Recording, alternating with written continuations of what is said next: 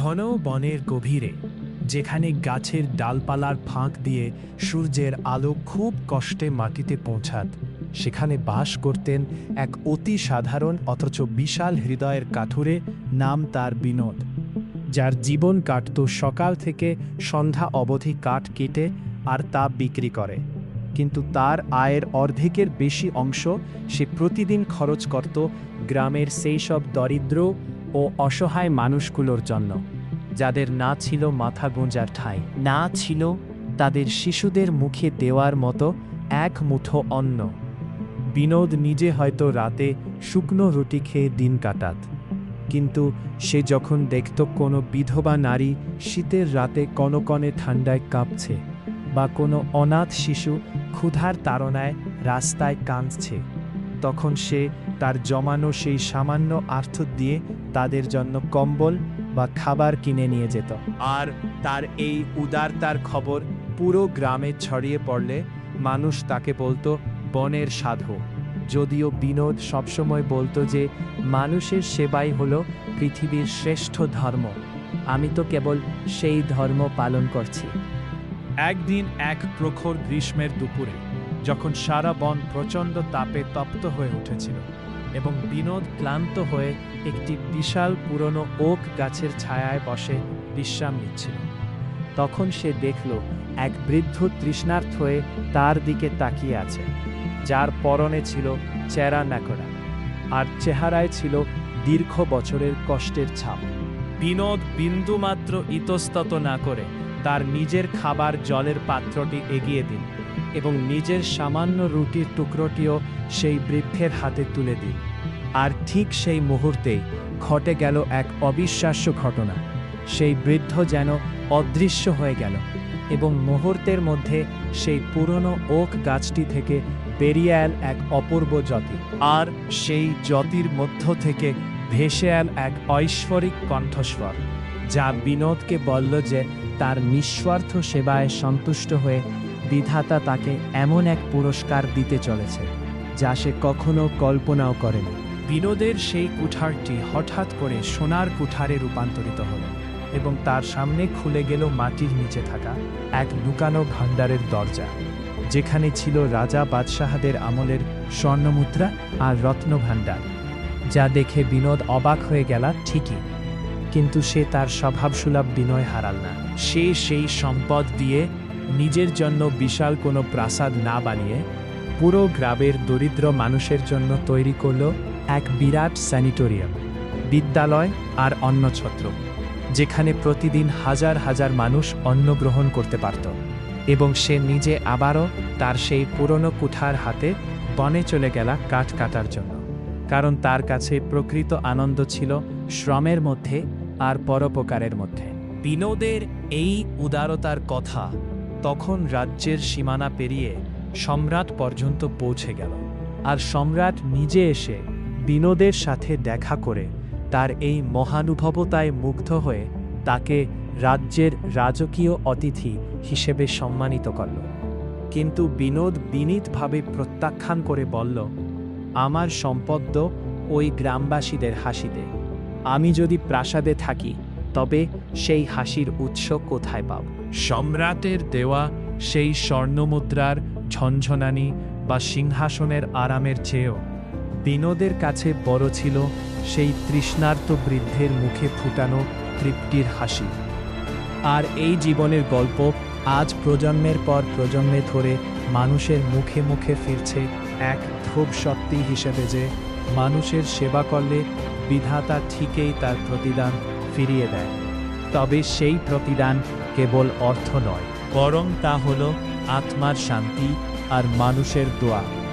বিনোদ আজ আর নেই, কিন্তু তার স্মৃতি আজও সেই বনের প্রতিটি পাতায়, প্রতিটি ঘাসে লেগে আছে। আর সেই গ্রামের মানুষ আজও প্রতি বছর তার জন্মদিনে আয়োজন করে এক বিশাল উৎসবে, যেখানে তারা গরিবদের অন্নদান করে, কারণ তারা জানে যে এটাই ছিল বিনোদের সবথেকে প্রিয় কাজ। বিনোদের এই জীবনের প্রতিটি মুহূর্ত আজ একটি অনুপ্রেরণার আখ্যান, যা আমাদের বারবার স্মরণ করিয়ে দেয় যে মানুষ যদি চায় তবে সে তার নিজের কপাল তো গড়তেই পারে, বরং সে অন্যের কপাল গড়ার কারিগরও হতে পারে। তার এই অদম্য যাত্রা আমাদের শেখায় যে তুমি যদি তোমার কাজের মাধ্যমে অন্যের কষ্ট লাঘব করতে পারো, তবে তুমি এই পৃথিবীর শ্রেষ্ঠ ধনী। বিনোদ সেই কাঠুরে যে কিনা কুঠারের প্রতিটি আঘাতে মানুষের কল্যাণের সুর তুলেছিল, সে আজ এক কিংবদন্তি, যার নাম শুনলে মানুষ অনুপ্রেরণা পায়, যার কাজ দেখলে মানুষের মনে আশা জাগে। সে আজ সফল, সে আজ ধন্য, কারণ সে তার জীবনকে উৎসর্গ করেছিল মানবতার তরে। আর মানবতার সেবা করার পুরস্কার হিসেবে সে পেয়েছিল ঈশ্বরের অপার করুণা ও মানুষের অকৃত্রিম শ্রদ্ধা। আজ তার তৈরি সেই স্কুল বা অন্য ছত্রে যেসব শিশুরা পড়াশোনা করেছে বা মানুষ অন্ন খাচ্ছে, তারা সবাই বিনোদকে স্মরণ করে এক মসিহার মতো। তার প্রতিটি পদক্ষেপ আজ আমাদের শেখায় যে যদি লক্ষ্য স্থির থাকে, তবে যে কোনো বাধা আমাদের সামনে তুচ্ছ। আর এই সত্যটি আজ আমাদের জীবনের সবথেকে বড় সম্পদ, যা কোনোদিন ফুরোবে না। বিনোদ এখন তার জীবনকে এক মহাকাব্য হিসেবে দেখছে, যার প্রতিটা পৃষ্ঠায় লেখা আছে এক একটি জয়ের গল্প, এবং সে এখনও লিখে চলেছে তার পরবর্তী অধ্যায়ে। তার এই অবিরাম এগিয়ে চলার নেশা আমাদের স্মরণ করিয়ে দেয় যে জীবন মানেই এক যাত্রা, যেখানে প্রতিটি মোড়ে অপেক্ষা করছে এক নতুন সুযোগ, আর সেই সুযোগকে কাজে লাগানোর জন্য প্রয়োজন এক প্রগাঢ় ইচ্ছা। বিনোদ আজ পৃথিবীর এক অনন্য মানুষ, কারণ সে কেবল বেছে নেই, সে প্রতিটি মুহূর্তকে জয় করছে, সে প্রতিটি চ্যালেঞ্জকে আলিঙ্গন করছে, আর এভাবেই সে হয়ে উঠছে মানুষের জীবনের সত্যিকারের পথ প্রদর্শক, যার অস্তিত্ব আমাদের শিখিয়ে দেয় যে মানুষের কোনো সীমা নেই, মানুষের শক্তি অসীম।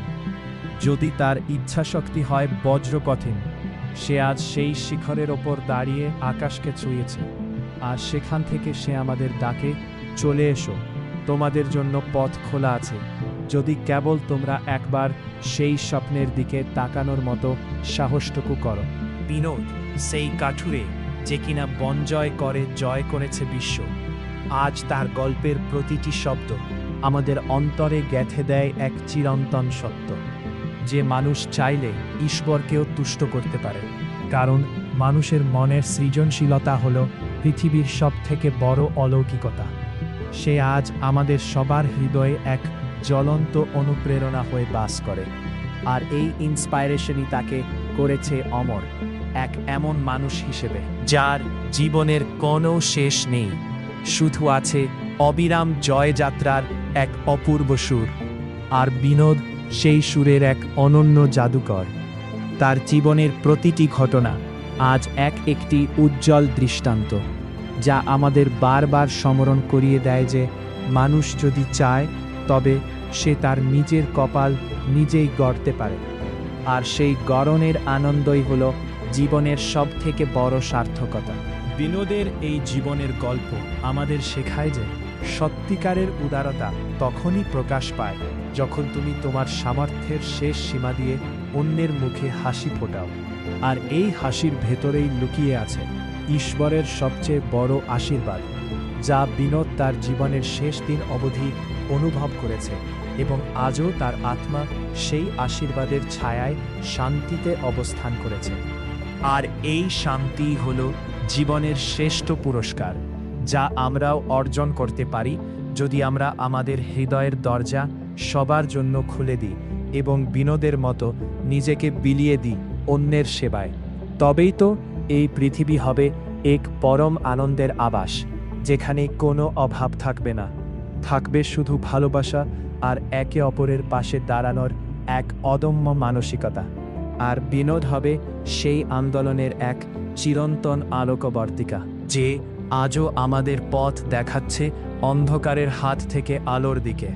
আর সেই আলোর নাম হল মানবিকতা, যার কোনো ক্ষয় নেই, নেই কোনো মৃত্যু, আছে শুধু অসীম সার্থকতা আর একে অপরের প্রতি অকৃত্রিম মমতাবোধ, যা আমাদের জীবনকে করবে পৃথিবীর সবথেকে সুন্দর উপাখ্যান। আর বিনোদ হবে সেই উপাখ্যানের একমাত্র নায়ক, যার প্রতিটি কথা আমাদের হৃদয়ে লেখা থাকবে স্বর্ণাক্ষরে। লেখা আছে সেই গ্রামের মানুষের প্রতিটি ধূলিকণার হৃদয়ে, যারা আজও বিনোদকে ভুলে যায়নি আর কোনোদিন ভুলবেও না, কারণ সে আমাদের শিখিয়েছে কিভাবে মানুষ হয়, মানুষের পাশে থাকতে হয়। আর এটাই হলো বিনোদের জীবনের শ্রেষ্ঠ অর্জন।